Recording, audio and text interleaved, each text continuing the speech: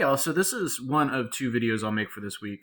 This one should be a short one and address Angela Dalianis's The Frenzy of the Visible essay and try to apply some of her big concepts to The Dark Knight Returns so that hopefully you can do the same and start to think more about what comics as a form does and what it does differently than other media such as film, traditional print novels, etc. So this is one particular page or part of a page from Dark Knight Returns. This is after Bruce fights the mutant leader for the first time and is defeated, and he's saved by his new Robin, Carrie Kelly, whom you see at the top left here.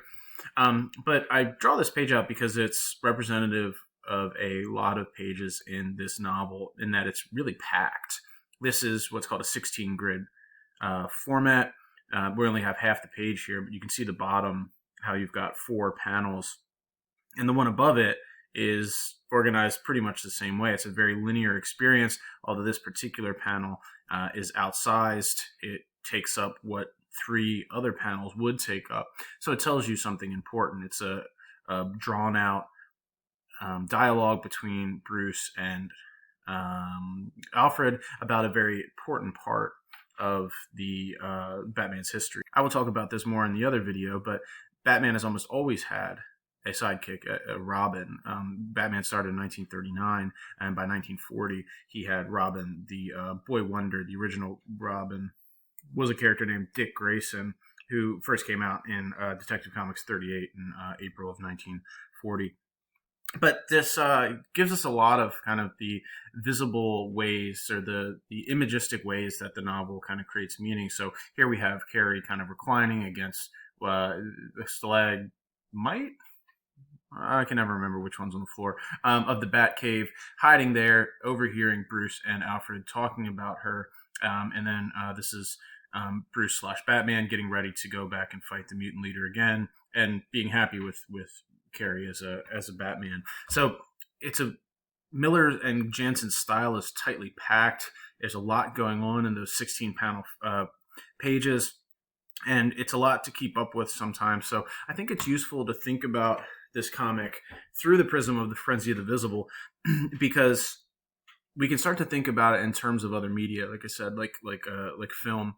And one of Dalianis's arguments is that comics open up complex depictions of time and space that create modes of perception that are particular to comics. So she takes this idea of the frenzy of the visible, which is a heuristic or an idea that this guy Gunnarsson had about 19th and 20th century kind of explosion of visual media, early cinema, kaleidoscopes, these sorts of things that really preoccupied the popular imagination. And this was the same time that early comic strips started. So she seeks to understand what it is about comics that kind of keys in to that cultural interest in visual, the cultural interest in the frenzy of the visible, as it's called, but also what differentiates comics from other media, and to also kind of argue back against some other theorists like Scott McCloud, whom you read last week. She argues that comics are similar to film. They're on the same continuum, but diverges from film. They are both, in her estimation, dynamic sequential storylines that are revealed through images, but that narrative functions differently in image-heavy media than it does from normal media. Right, so if you read a traditional print novel, the images are literally the words. Right, sometimes we forget that words are images. They are the word image, image, is a collection of visible letters that we interpret to mean what that word means.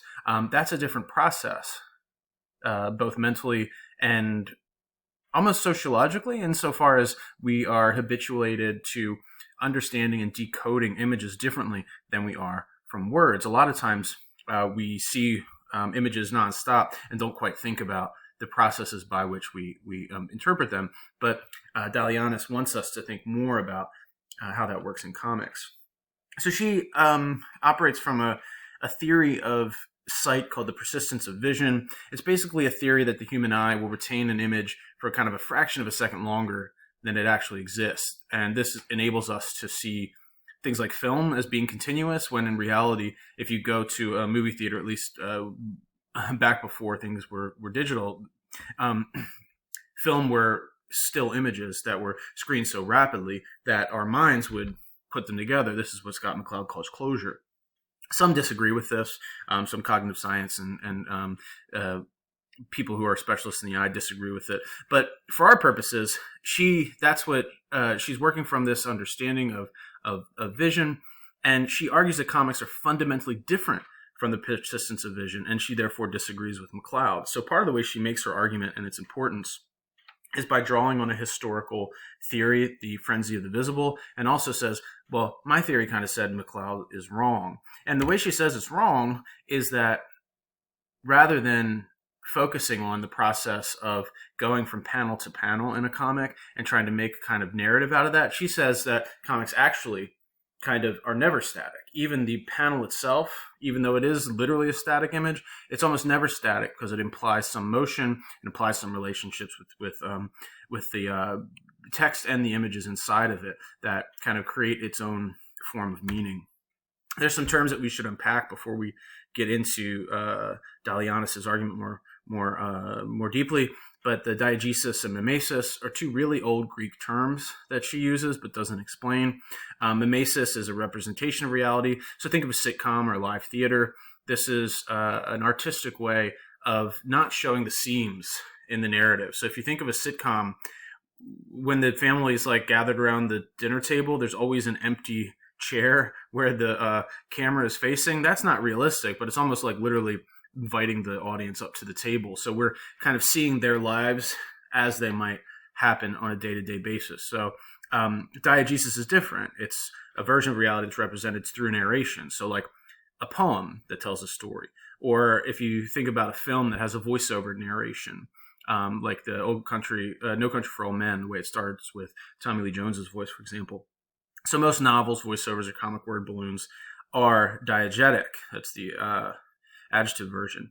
Comics clearly combine these two modes, right? Because we see the images, we see reality being represented as a reality, but also relies really heavily on voice balloons, word balloons, narration balloons to kind of guide us through what's happening. So these are just important terms that may be useful for you, understanding her argument a bit better. So we can see this play out just in this one kind of row of the comic where Batman / Bruce Wayne turns on TV and sees Zorro. He was seeing a live action version of this the night his parents were killed. And it kind of takes him back in time. And we can see tonight's presentation of Hollywood's finest. This is clearly moment to moment. Like Bruce raises the wine glass up to his lips. He drops it down. He's got the remote control, which this is what it looked like in the 80s, for those of you who weren't there. Tyrone in Power, the Mark of Zorro. I should have checked the listings. Listings were a thing we used to have too. I should have turned it off right this second. Just a movie, that's all it is. No harm in watching a movie.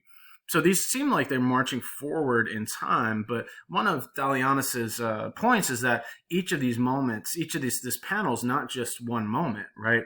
We have to think about the remote control coming closer to Bruce's face as he's trying to see which button is what, because he's an old man, right? We've got poorer eyesight than he used to. And then the way that the words happen is this supposed to be outside of the actual movement, outside of the narration, right? So we have these word balloons that represent the words that are coming off the TV, and then we've got a different size box. This is apparently Bruce's internal monologue. Is this happening simultaneously? Different? What Dalianis's argument is that we have to respect both modes, that maybe it's happening at the same time, and it's also happening outside of narrative time, and that's just one of the particular ways that kind of comics works. And that's what she says up here, right? The development of narrative action comics tend to be broached from the perspective of temporal sequence, and that result of unraveling a sequence of images, but the movement of time can also be expressed within one seemingly static panel. So part of her argument is that we have to be aware that comics have these two means of dealing with time, right? And this quote too, the narrative diegesis is generally located at the margins of the image and understood to be outside. She's saying that's not quite right. That's only half of what comics do, or that's what comics do sometimes. It also makes some interesting comments about sound. So that sound, we get these blam, blam, whoosh, like these kind of things are not just um, they're not just sounds, but they're actually ways that we can visualize character experience, their sensation, other narrative events. So they're diegetic, i.e., they tell us something about that's happened about the world, but they're also mimetic in that they are supposed to help us better understand what that sound was like in that particular space in that particular time, right? But I think we're supposed to see this blam not just as a gun going off, but maybe the recoil going through Joker's arm and that sort of thing. So these are all both time-based and not, in her estimation. I might also think about, she doesn't address this, but this is something that I was interested in, is kind of reading patterns and how the text leads us to read it in certain ways. So this particular page is after the mutant leader's been dealt with, and the mutant gang kind of metamorphosizes into the Sons of Batman, but this is before Batman kind of gives them a goal.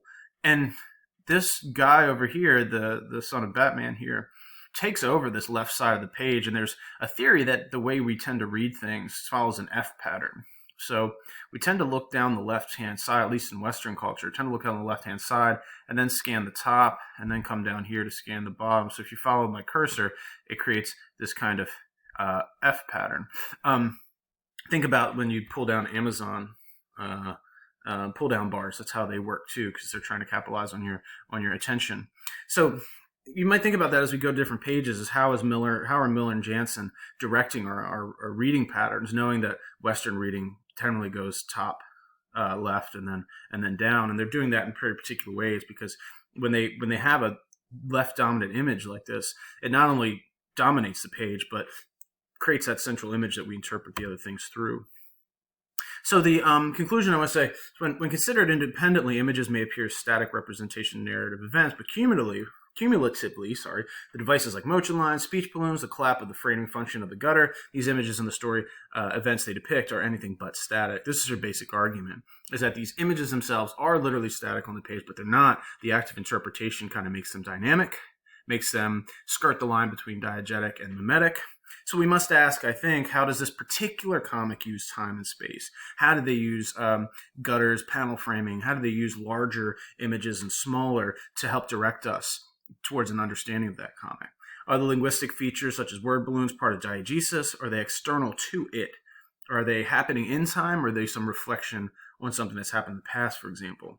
And how realistic does this comic aim to be? What I mean by that is that when we see those word balloons, are we literally meant to stop and think Batman took the 20 seconds it would take to think this? Or is this kind of, we have to suspend disbelief for a moment and just say this is how it works? And most importantly, how do these features inform our reading of the comic? All right, thanks for listening. Hope this was useful. Have a great day.